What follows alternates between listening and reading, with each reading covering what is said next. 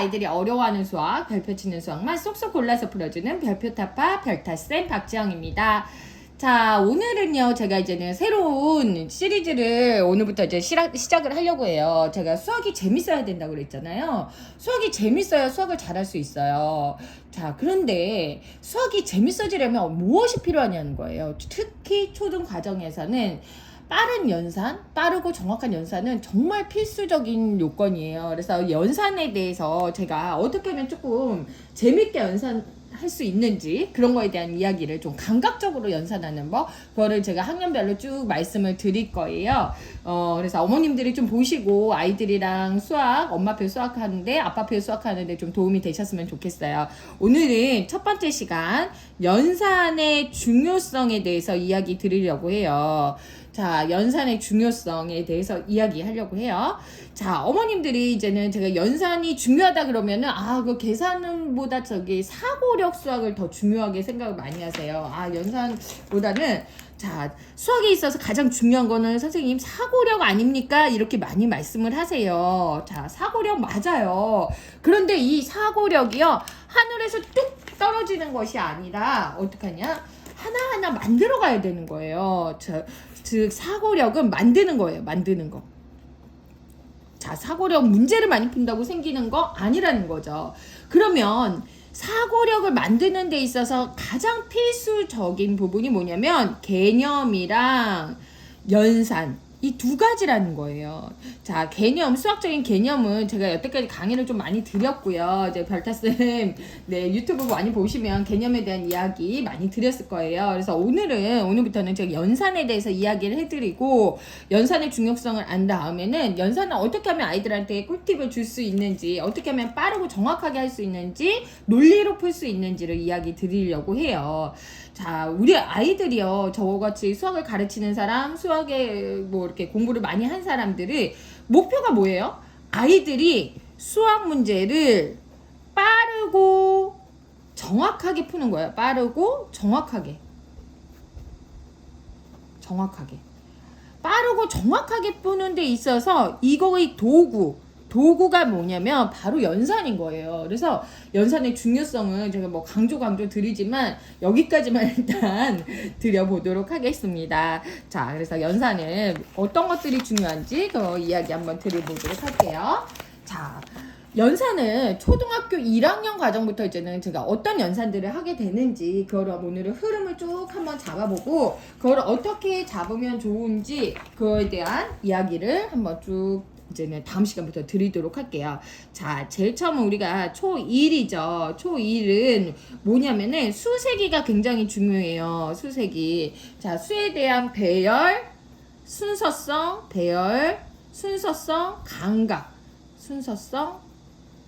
감각을 키우기 위해서 수세기는 반드시 필요합니다. 그리고 이제는 양과 순서를 비교를 해야 돼요. 그게 바로 뭐냐면 기수랑 서수라는 얘기거든요. 그래서 이런 것들이 이제는 수를 세는 방법 이런 거에 대해서 제가 이야기를 드릴 거고요.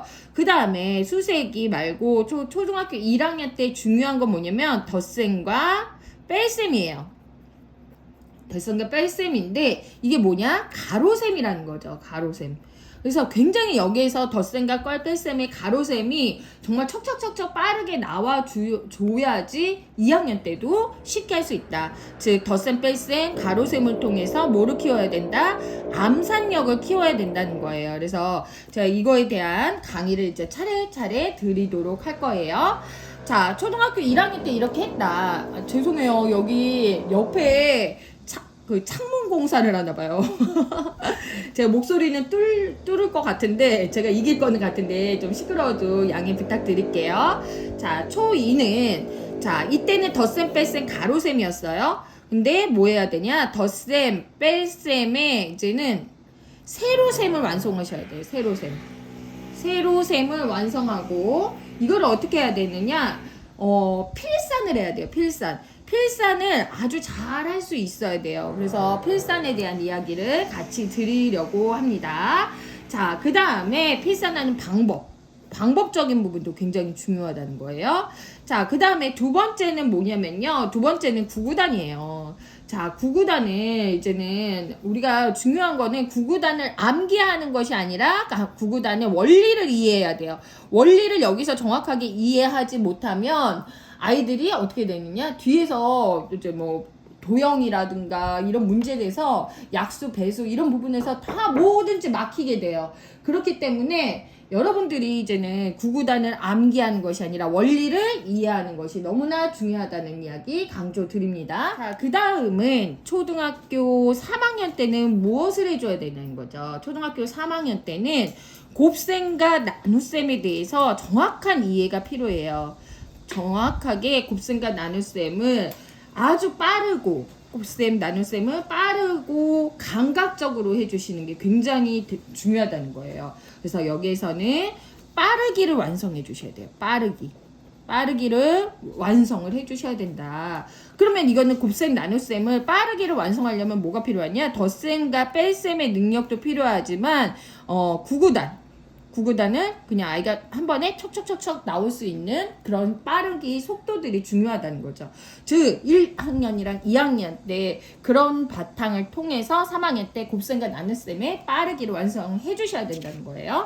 자, 그러면 3학년까지 했어요. 그러면은 이제는 초등학교 4학년 때는 무엇을 해 주셔야 되냐? 초등학교 4학년 때는 이때는 이제는 분수에 대한 의미를 파악을 해야 돼요. 분수의 의미, 감각 이런 것들이 필요해요. 이때는 뭐 분수의 성질이라든가 동분모, 분모를 연습한다든가 이런 부분에 대해서 조금 초점을 맞춰 주셔야 된다는 거예요. 그래서 그리고 큰 수에 대해서 곱셈, 나눗셈을 하는 거에 있어서 실수하지 않는 부분에 대한 연습을 시켜주셔야 돼요. 큰 수에 대해서 곱셈, 나눗셈을 나온다 보면 아이들이 실수를 많이 하는데 여기에서 잡아주실 거는 어머님들이, 아버님들이 곱셈, 나눗셈에서 어디에서 오답의 원인을 찾아주셔야 돼요. 오답의 원인을 찾아주셔서 바로 거기를 다시 돌아가서 해주셔야 된다. 그래서 이때는 이제 분수에 대해서 정확히 의미를 알게 되고 큰 수에 대해서 곱셈, 나눗셈을 해주셔야 되고 그 다음에 이제는 초등학교 5학년이 되면요. 원래는 이게 혼합계산이 초등학교 4학년에 있었어요. 근데 이게 이제는 아이들이 어려우니까 혼합계산이 이제는 여기에서 넘어오는데요. 혼합계산을 정확하게 순서에 맞게 혼합계산 순서를 좀 정확하게 인지해 주는 거 여기서 굉장히 중요하다는 거죠. 그 다음에 해주셔야 되는 게 분수의 연산이에요. 분수의 연산을 좀 빠르게 정확하게 해주시는 법 얘기 드려야 되고요. 제가 이제는 분수의 연산을 어떻게 하면 쉽고 빠르게 할 수 있는지를 이때 또 꿀팁을 드리도록 하겠습니다. 자, 그 다음에는 초등학교 6학년 때는요. 무엇을 조금 분수의 의미를 확장을 해주셔야 돼요. 의미를 확장을 해주셔야 돼요. 그래야지 중학 준비가 끝나는 거예요. 분수의 의미를 확장한다는 건 뭐냐면 B를 분수로 바꾸고 그리고 분수를 비례식으로 또 바꿀 수 있고 비례 배분을 분수의 비로 이해하는 부분이 굉장히 중요하다. 비례식 요런 거 등식의 성질, 비례식의 성질 이거를 분수를 통해서 의미를 확장해 주는 거예요. 비를 하니까 이상하네요. 그죠? 네. 그래서 여기에서는 비와 비율, 비례식, 비례배분 이런 것들이 중요하고요. 마지막으로 경우의 수가 나와요. 경우의 수를 수영도를 통해서 곱의 법칙으로 좀 이해하는 게 경우의 수 중요하거든요. 그래서 이런 부분에 대한 제가 꿀팁 드리도록 하겠습니다. 자, 4학년, 5학년, 6학년이 이렇게 지나면요. 이제 중학교 1학년 과정이 이제 시작이 돼요. 중학교 1학년 때는 무엇이 중요하냐면요. 여기에서는 유리수의 사칙 계산이 중요해요. 유리수의 사칙 계산. 사칙 계산을 잡아주고요. 여기에서 또 해주셔야 되는 게 1차 방정식. 그 다음 함수값. 자, 느끼셨겠지만 이런 것들이 다 연산이에요. 연산. 이게 점점 범위가 늘어난다는 거죠. 그래서 함수값, 함수에 대해서 정리를 할 수 있어야 돼요. 함수의 대응에 대해서 연습을 하고 이것이 이제는 중학교 3학년까지 병행이 쭉 될 거예요. 그래서 여기에서 1차 방정식에 있어서 등식의 성질을 좀 이해하는 부분이 또 굉장히 중요하고 사칙 혼합 계산을 언제요? 초등학교 6학년 때까지 배운 사칙 계산을 어떻게 해요? 유리수를 통해서 할 수 있어야 된다는 거예요. 자, 그 다음에 중학교 2학년은 자, 이제는 아이가 이제는 식이랑 미지수의 관계에 대해서 이해를 해야 돼요. 미지수에 대해서 순서와 양의 의미를 이해하게 되고 그거에 대한 답을 낼 수 있어야 되고요. 그 다음에 무엇을 해주냐? 여기에서 1차 방정식 했던 것이 이제는 뭐가 나오냐? 예, 연립 방정식이 나와요. 연립. 두 개의 연달아서 있는 방정식을 풀 수 있어야 돼요. 그래서 연립 방정식으로 나중에 이제는 굉장히 암산까지 해줄 수 있어야 되는 거거든요. 그래서 이런 것들이 굉장히 중요하고 그 다음에 필요한 건요. 1차 함수에 대한 아이의 그 관계, 결정 이런 것들이 좀 중요하다는 거죠. 그래서 1차 함수에 대한 정확한 이해가 중요하다.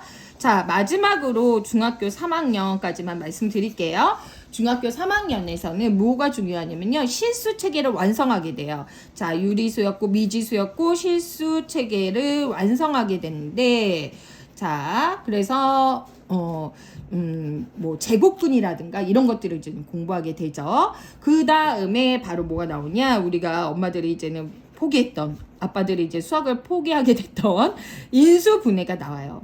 근데 인수분해를 여기서 뜬금없이 한 번에 딱 하는 게 아니라 초등과정에서도 인수분해를 접목할 수 있거든요. 그에 대한 얘기는 제가 다음 시간부터 천천히 드릴 거예요. 그 다음에 마지막으로 완전 제곱꼴을 만드는 거 그리고 마지막에 피타고라스 암산 연습. 직각삼각형을 정확하게 이해하고 피타고라스를 암산하는 연습을 해주셔야 된다는 거죠. 제가 중학교 1학년, 2학년, 3학년 내용까지는 다뤄주지 않을 건데 이런 체계가 있다는 거는 알고 계셔야 돼요. 자, 지금 중1, 중2, 중3 보니까 어때요? 이 연산 로드맵을 쭉 보니까 결국에 중학교 1, 2, 3학년에 굉장히 연산에 대한 비중이 굉장히 높다는 거죠. 근데요, 고등학교는 더 많아요. 그렇기 때문에 연산에 대해서 제가 강조 다시 한번 드리도록 하겠습니다. 자, 다음 시간에는 어떻게 하면 우리 아이들 연산 빠르고 정확하게 재밌게 할 수 있는지 말씀드리도록 하겠습니다. 다음 시간에 만나요.